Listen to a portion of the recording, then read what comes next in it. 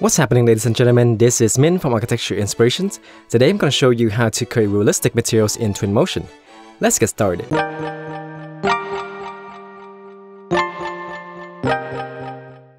Twinmotion actually has a good material library, but the cool thing is that you can also import your own materials and create a custom library. For this video, I will download some materials from Polygon, which is a good website for premium materials, but it also has many free materials. I will use this metal panel material here. After you download it, just unpack the zip file to get these different maps. Now let's go back into Twinmotion. First, we need to add some objects where we can apply materials. I will go into the library and add some objects such as a plane and a sphere. Now I will use the material picker by clicking here or press T on my keyboard and then click on one of the objects. You can see that this is a base material that comes with the object. If you click on this grid icon, it will switch to the multi-material view where we can create a new material. Now we can click here to go back to the single view mode. And let's add maps to our material, starting with the color map. The color or diffuse map is a map that contains color information. In the color control, we can click on the More button to import our own color map. To know which map to use, we can look at the name of each map to see what type of maps they are. Now I will load in the color map. You can see that the preview has been updated to show our material with the color map. Now I can drag and drop my material onto an object to apply it. You can also change the brightness of the color map by adjusting the luminosity here. But I usually leave it as its default 50%. Now we can click here to go back to the previous menu. I can also use the color control to add a tint to the color map if I like. Note that this only works for lighter material. Darker materials will not be tinted because, well, it's too dark. Next is the roughness map. A roughness map is a black and white map that defines how rough or smooth your material will be. By clicking on the More button under the reflection section, you can import your own roughness map.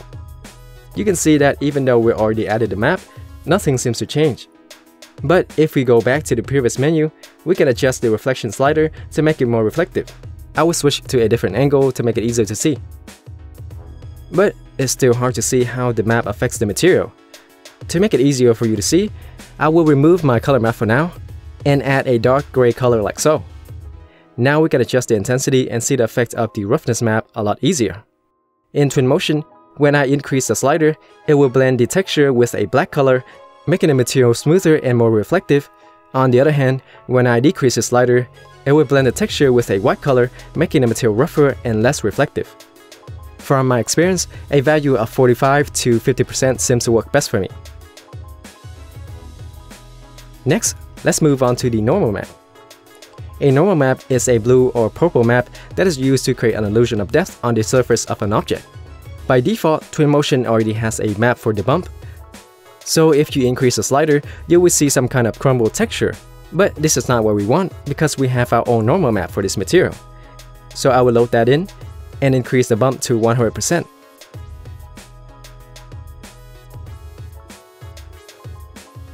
To make it easier to see our normal map, I'm going to turn down the reflection to 0% and change the color of my material a bit. I will also adjust the sun so I can study the material easier. As you can see, the map is added, but it looks like the direction of the bump is incorrect. These cracks are supposed to be pushed down instead of up. This is because there are two types of normal maps, DirectX and OpenGL. Twinmotion uses DirectX, while the normal map that we downloaded from Polygon uses OpenGL. So we need to convert this map to make it work in Twinmotion. First, let's open it up in Photoshop. Then go to the Channels tab. Now select the green channel and press Ctrl-I to invert it. Now we can turn the RGB channel back on and export it. Now let's reload our normal map. There we go, that looks correct. Even though the change is very little, but for other materials like bricks, using the normal maps correctly can make a huge difference. You can see here that with the incorrect normal map, the shadows of the bricks are in the wrong direction. So just make sure you're using the right type of normal map. Next is the Metalness map. But before we add the Metalness map, let's reset the color tint to white. Reload our color map and increase our reflection back up to 45%. Now we can go to the Metalness control and click on the More button to add a Metalness map.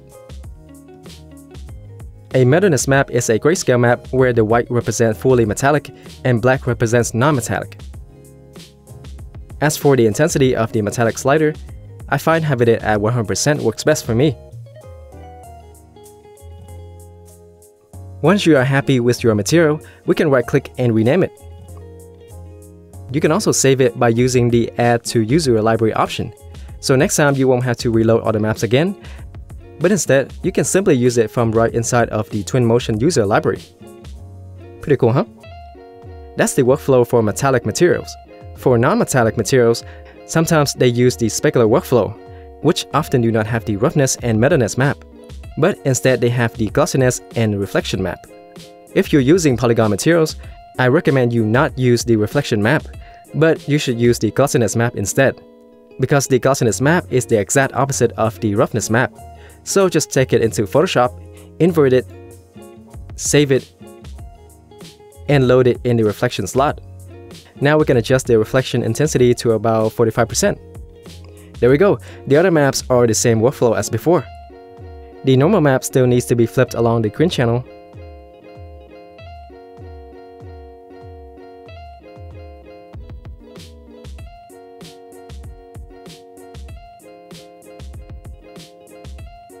And the color map can be loaded as usual.